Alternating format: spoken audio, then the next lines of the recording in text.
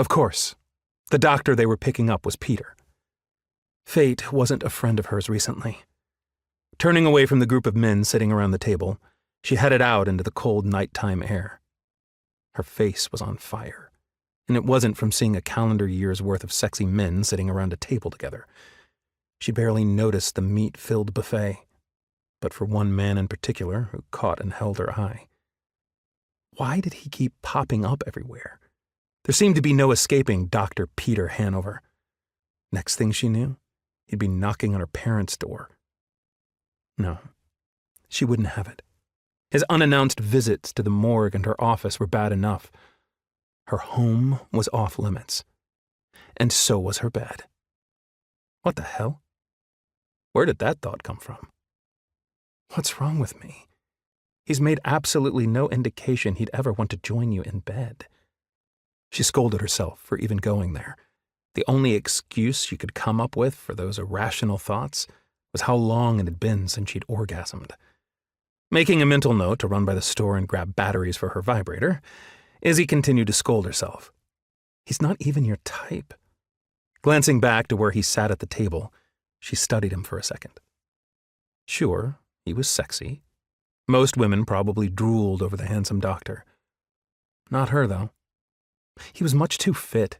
His muscles were protected by more muscles. Few men were that buff, let alone emergency room doctors.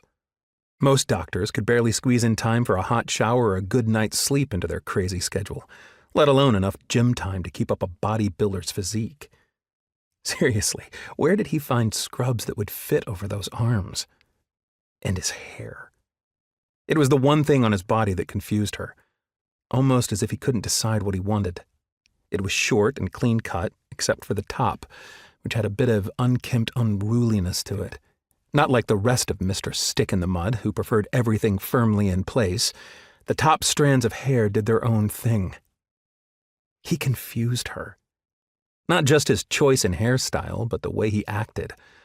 All 3 times he'd been around her, he'd been accusatory and judgmental, yet anti-confrontational.